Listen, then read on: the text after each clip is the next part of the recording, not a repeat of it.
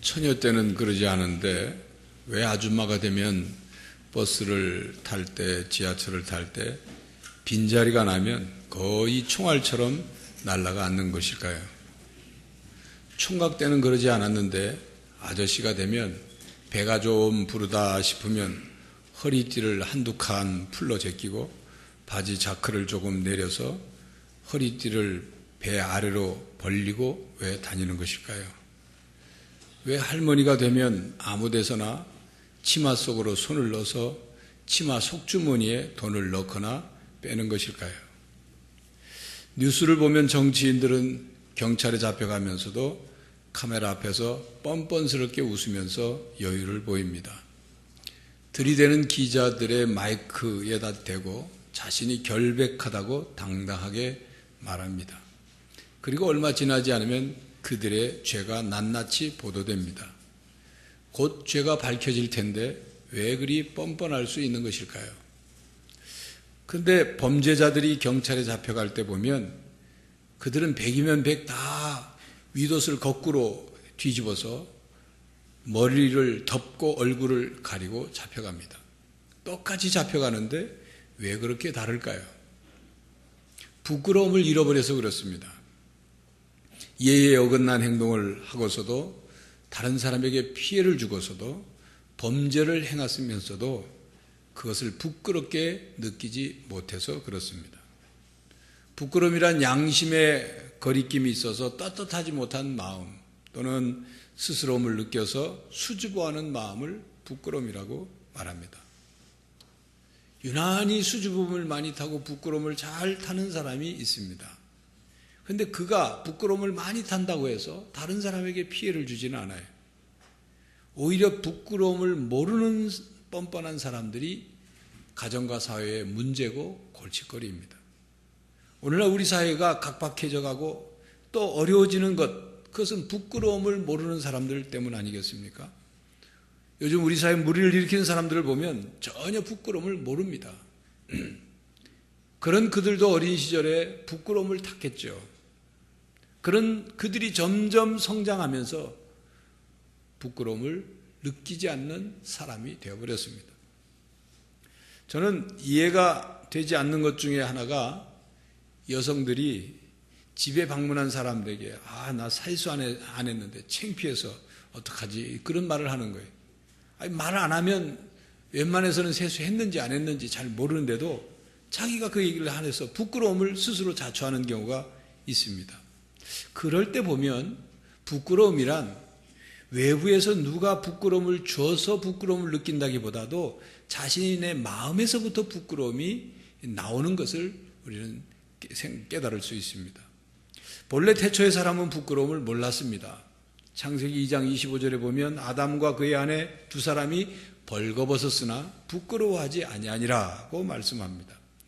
하나님께서 아담을 만드시고 그리고 아담을 잠들게 한 뒤에 아담의 갈빗대 하나를 빼서 여자 하와를 만드셨어요. 그래서 이 아담과 하와는 부부로 맺어졌어요. 그러나 그들이 벌거벗었으나 서로를 향해서 부끄러워하지 않았습니다. 태초의 인간은 부끄러움을 몰랐습니다. 부끄러워할 그 무엇이 없었습니다. 그런데 그들이 하나님께서 먹지 말라고 하던 선악을 알게 하는 나무의 열매를 먹고 난 후에 아담과 하와는 자신이 벗은 줄 알게 되었고 부끄러워서 무화과 나무 잎으로 치마를 만들어 가릴 것을 가렸습니다. 그리고 하나님의 낯을 피하여 나무 사이에 숨었습니다.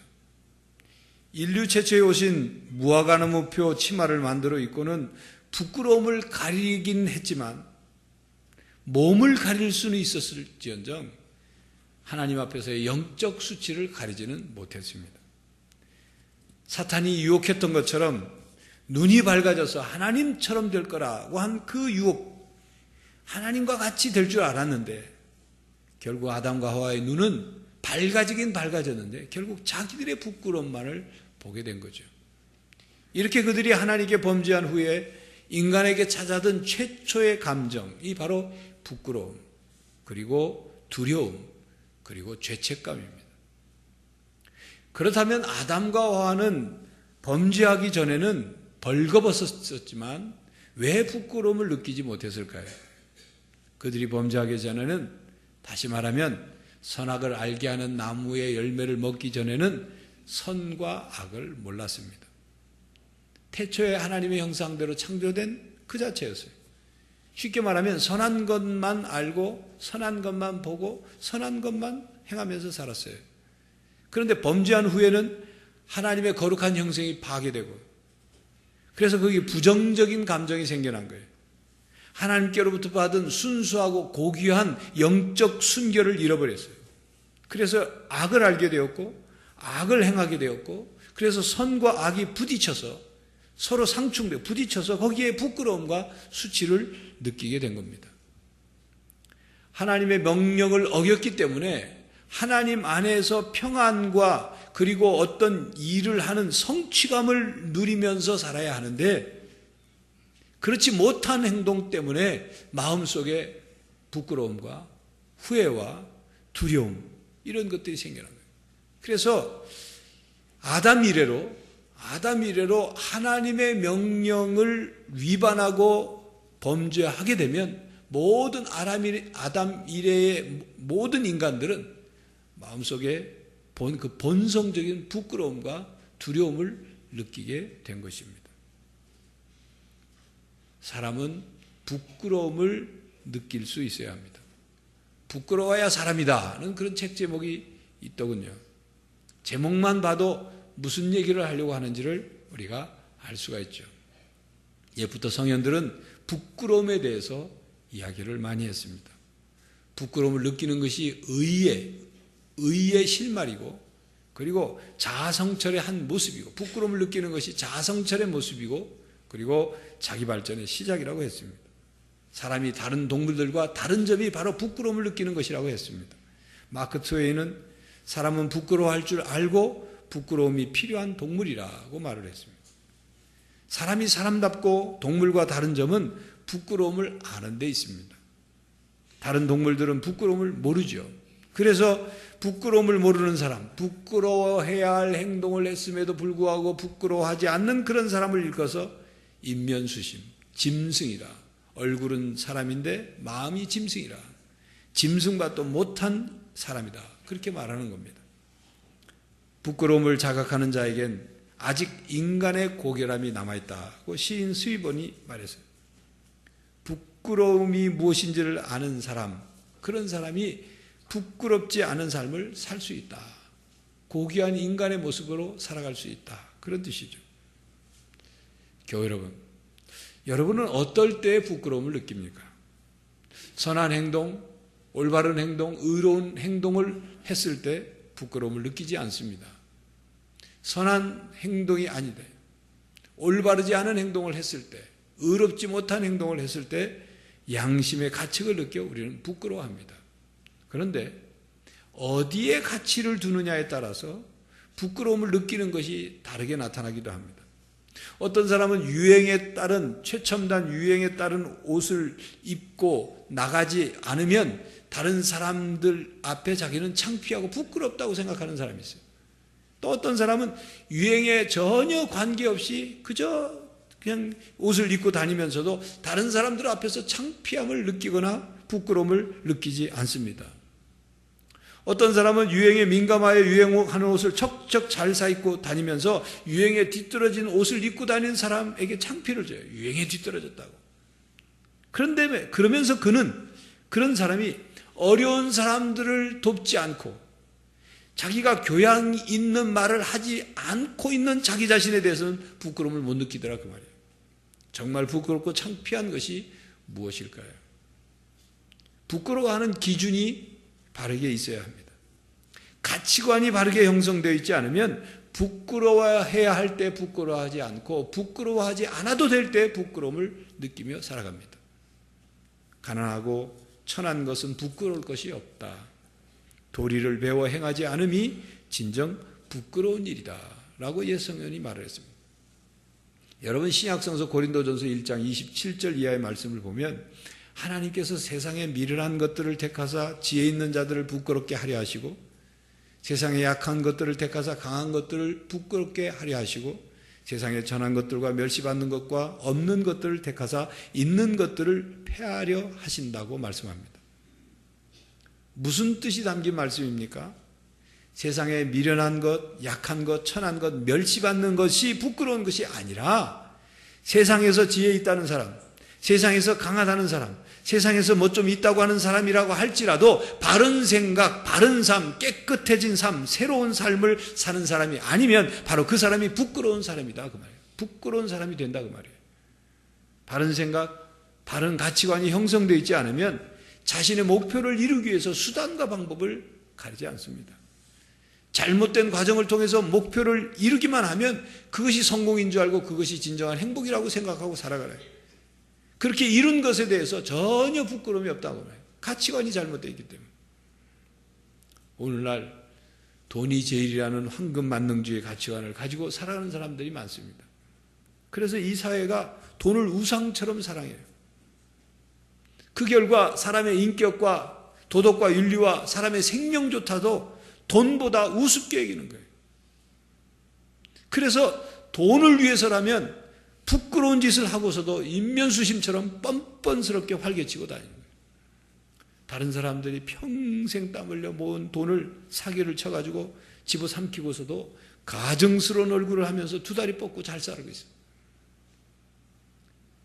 그리고 그렇게 피해를 입은 사람들을 향해서 피해를 준 사람이 마치 자기들이 잘못했냐, 자기들은 능력 있고 피해당한 사람은 무능력한 사람이냐, 자기들처럼 하는 것이 세상의 성공이냐 비아냥거려요. 가치관이 잘못되어 있어서 부끄러움을 모르는 거죠. 교회 여러분, 그런 사람들을 부러워해서는 안 됩니다. 부끄러워야 할 것을 부끄러워야 합니다. 부끄러워야 할 것에 부끄러워하지 않는다면 그것은 짐승이요, 짐승만도 못한 인간입니다. 아버지의 잘못을 인정하기 싫어서 덮으려고만 하고 그것에 대해서 부끄러움을 못 느끼는 딸이 있어요. 거짓말을 해놓고도 계속 거짓을 덮으려고 또 다른 거짓말을 하는 부끄러움을 모르는 지도자가 있습니다. 세계의 모든 나라가 손가락으로 가리키면서 너희들이 한 짓이 전쟁 시에 다른 나라 여성들을 강제로 잡아다가 위안부 성노예로 비인륜적인 짓을 한 죄야 라고 말하는데도 증거가 없기 때문에 인정할 수 없다고 말하는 부끄러운 나라가 있어요. 또 자국의 신문 전체에다가 대대적으로 독도가 자기네 땅이라고 광고를 내면서도 거짓말 광고를 내면서도 부끄러움을 모르는 나라가 있어요. 양심이 무뎌지고 양심을 잃어버려서 그런 겁니다. 양심불량 인간, 양심불량 국가는 미래가 없습니다.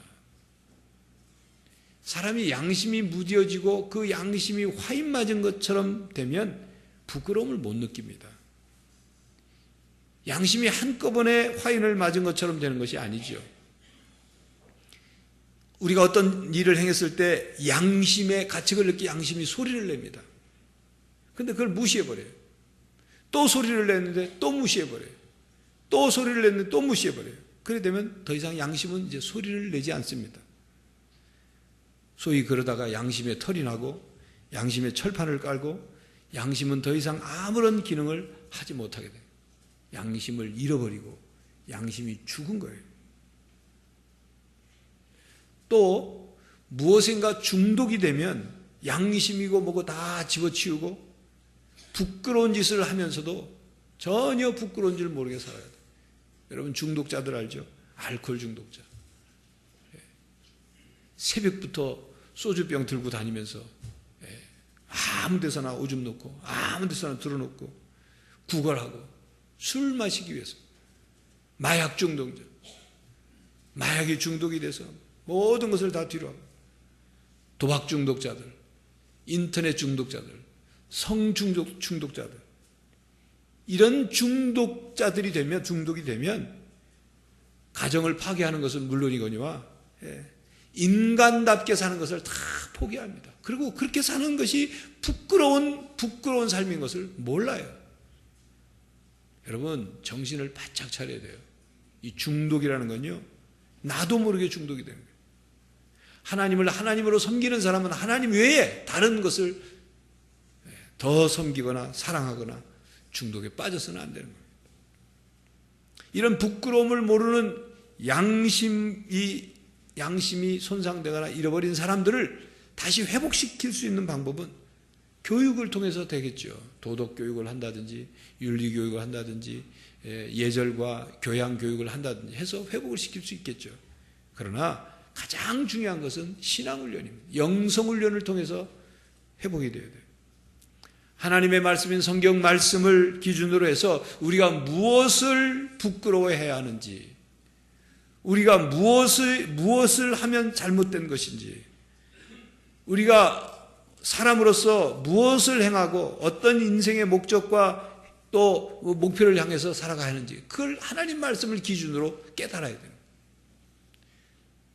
그래서 그 깨달은 것 가지고 양심이 회복되기 시작되는 거예요.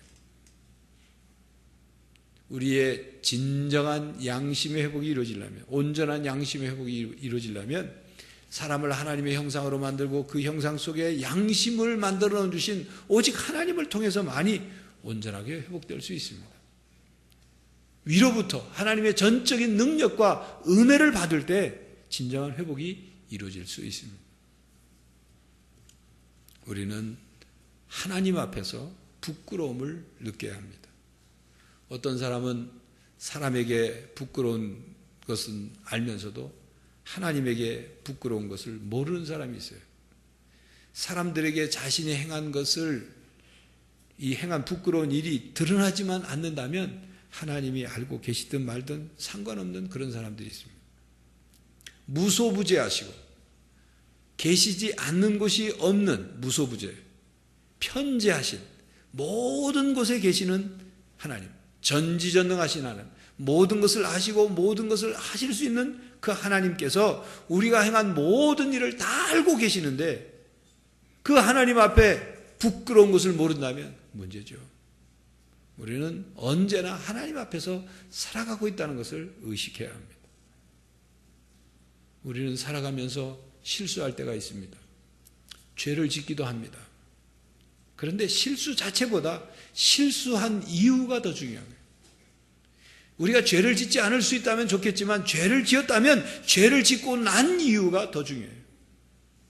실수하고서 부끄러움을 느낄 수 있어야 합니다. 죄를 짓고서 하나님 앞에 부끄러움을 느낄 수 있어야 합니다.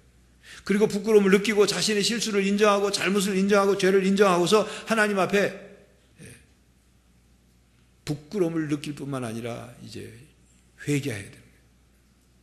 우리가 자신의 실수를 인정하고 잘못을 인정하고 죄를 인정하는 것, 그것이 부끄러운 것이 아닙니다. 정말로 부끄러운 것은 실수와 잘못과 죄를 들키지 않으려고 전전긍긍하는 태도가, 그게 부끄러운 거예요. 어떤 사람은 자신의 부끄러움을 면하기 위해서 변명을 하는 사람이 있어요. 굳고한 변명을 늘어놔서 그렇게 하면 자기의 부끄러움이 가려질 거라고 생각하죠. 어떤 사람은 거짓말로 자기의 부끄러움을 가리려고 거짓말에 또 거짓말에 또 거짓말을 합니다. 또 어떤 사람은 다른 사람들에게 책임을 전가시켜서 다른 사람에게 그걸 밀어버리면 자기는 덜 부끄러워질 거라고 생각해요. 어떤 사람은 부끄러움에서 그 자신이 부끄러움을 받지 않으려고 소위 요즘 젊은 사람들 말하는 잠수를 타요. 사라져버리는 거예요. 도피해버리는 거죠. 그 현장에서 내가 사라지면 나는 부끄러움을 당하지 않는다, 그렇게 생각하는지도 모르죠. 심지어 어떤 사람은 이렇게 말합니다. 그래, 난 원래 그런 놈이다, 어쩔래. 적반하장으로 나오는 거예요. 자신은 그런 부끄러움을 부끄러움으로 여기지 않는 그런 사람이라고 그렇게 막 말을 하는 거예요. 여러분, 우리의 양심이 살아있다면, 우리가 신앙인이라면, 우리가 예수님을 믿음으로 하나님의 자녀가 되었다면 실수와 잘못과 죄를 인정하고 돌이켜야 합니다. 다시는 부끄러움을 느끼는 일을 하지 않기 위해서 돌이켜야 합니다. 죄를 지은 자신을 부끄러워하면서 하나님께 회개하고 용서를 구해야 합니다. 그리고 하나님으로부터 죄 씻음을 받아야 돼요. 이렇게 할 때 우리가 부끄러움이 사라지는 거예요. 새로워지는 거죠. 발전과 성숙이 이루어지는 것입니다. 구약성경의 에스라는 포로에서 돌아와서 하나님 앞에 자신과 민족의 죄 때문에 부끄러워 낯이 뜨거워서 하나님 얼굴을 제대로 볼 수가 없다고 통회하며 회개했습니다. 그때 하나님이 회복과 은혜를 주셨어요. 그렇습니다.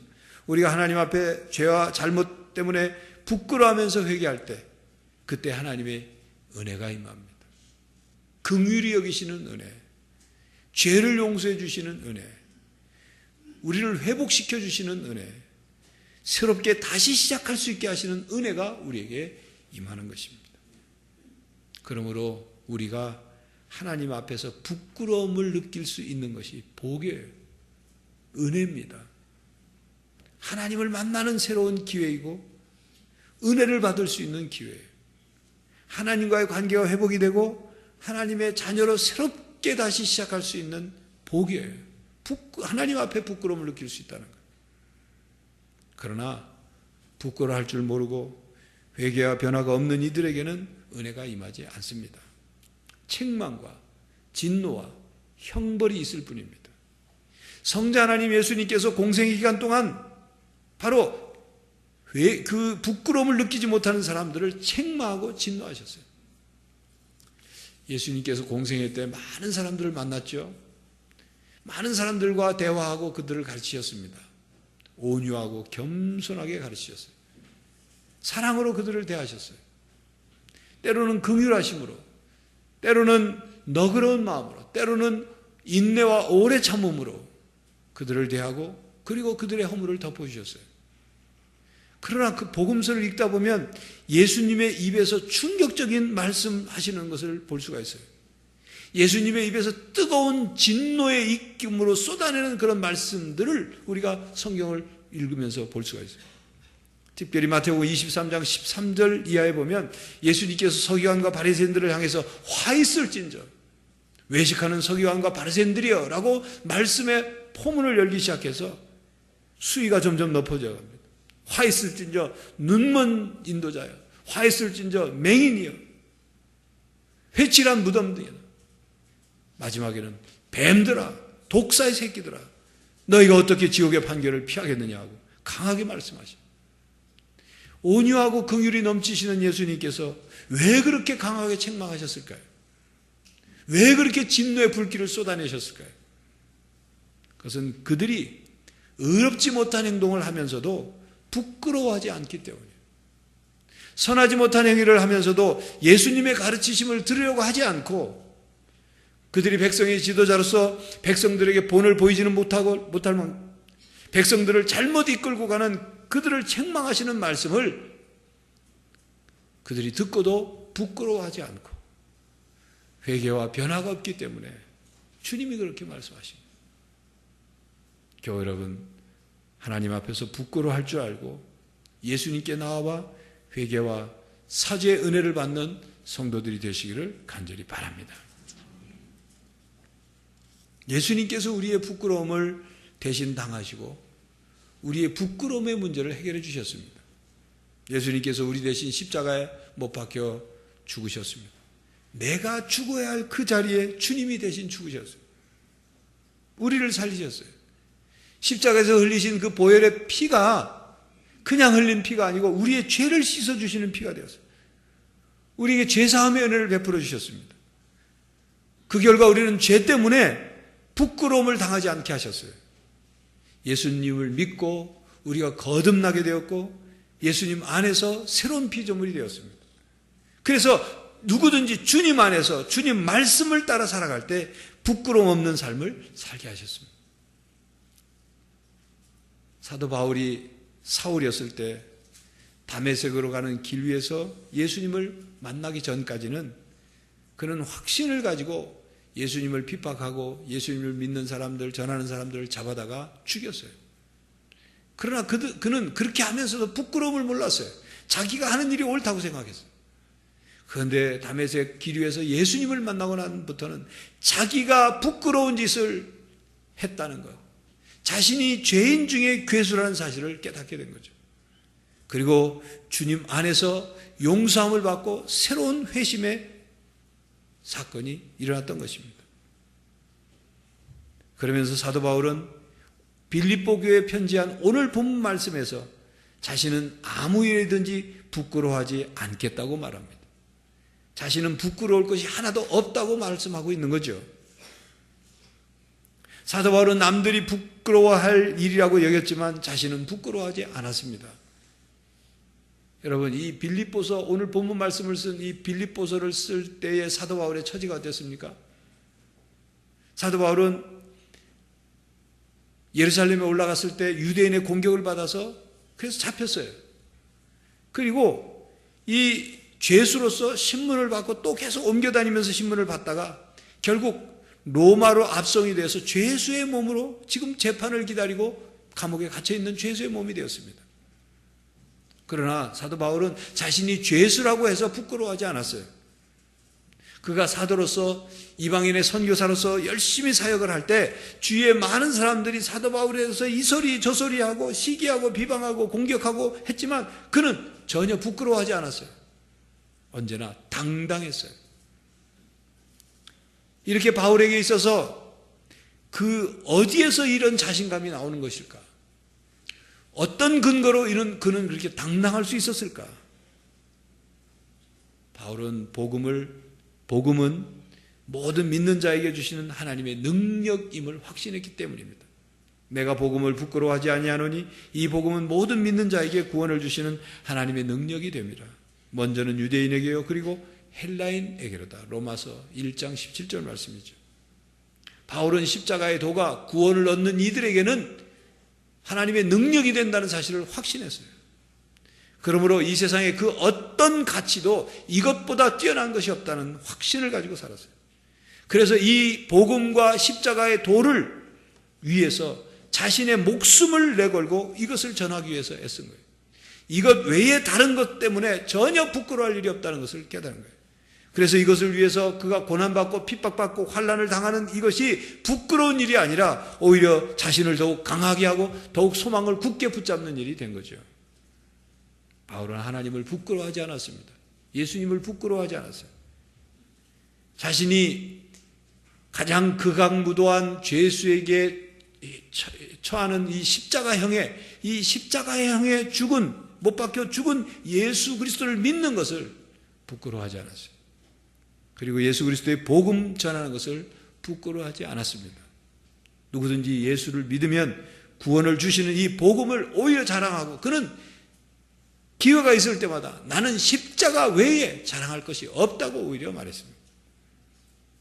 그리고 그는 십자가의 도를 따라서 부끄러워할 행위를 하지 않으려고 애를 썼습니다. 교회 여러분, 하나님을 부끄러워하지 마십시오. 예수님을 부끄러워하지 마십시오.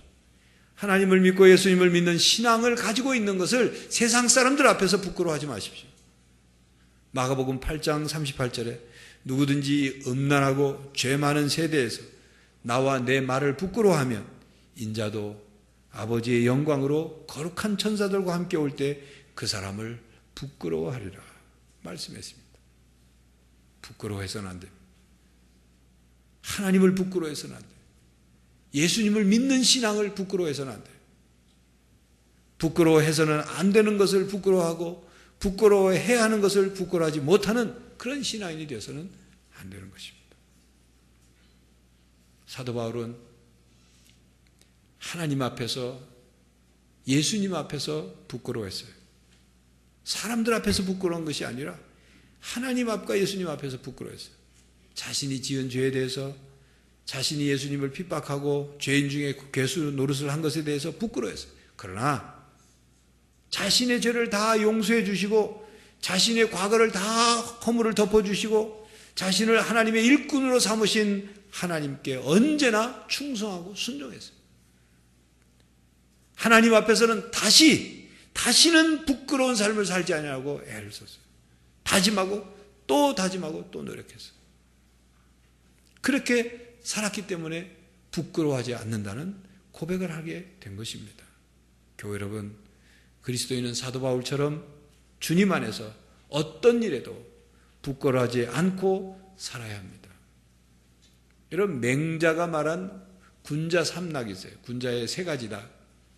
첫 번째 낙은 양친이 다 무고하고 형제가 다 잘 지내는 것을 첫 번째 즐거움이라고 했고, 두 번째 즐거움은 하늘을 우러러 부끄러움 없는 것과 땅을 굽어 사람들에게 부끄럽지 않은 것이 두 번째 즐거움이라고 했습니다. 세 번째는 천하의 영재를 얻어서 교육하는 것이 즐거움이라고 했어요. 그러면서 맹자는 또 이런 말을 했어요. 사람은 부끄러워하는 마음이 없어서는 안 된다.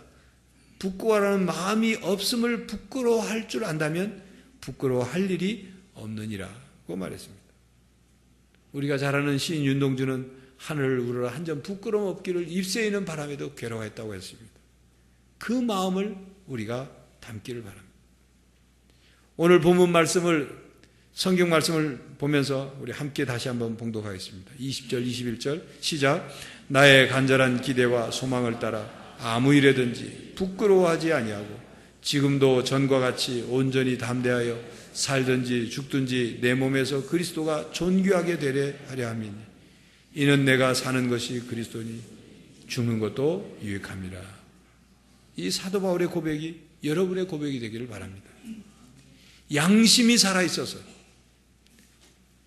부끄러움을 느끼는 것이 싫어서 부끄러운 짓을 하지 않는 것이 정상적인 사람이에요.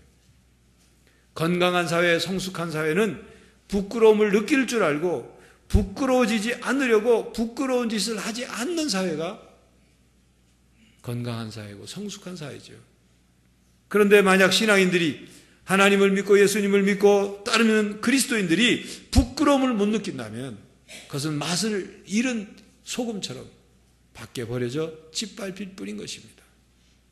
사도 바울처럼 예수님 안에서 어떤 것에도 부끄러움이 없는 삶을 살아가는 그리스도인이 되기를 바랍니다. 예수님처럼 우리가 예수님 안에서 부끄러움 없는 삶을 삶으로 예수님처럼 당당하게 살아가는 성도들이 되시기를 간절히 바랍니다. 기도하겠습니다.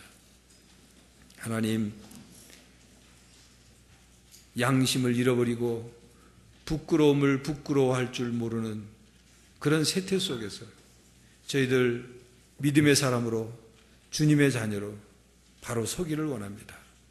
양심이 깨어있고 하나님 앞에 부끄러워할 줄 알고 그리고 부끄러움을 회개하며 부끄러워할 그 죄를 회개하며 새롭게 다짐하고 또 살아가기를 원합니다. 사도 바울처럼 그렇게 주님 말씀 따라 주님 뜻 따라 살아감으로 아무 일이든지 어떤 일이든지 부끄러워하지 않는 성도들이 다 되게 하여 주시옵소서. 우리 안에 부끄러움이 없으므로 당당한 삶을 주님처럼 살아가게 하여 주시옵소서. 예수 그리스도의 이름으로 기도하옵나이다.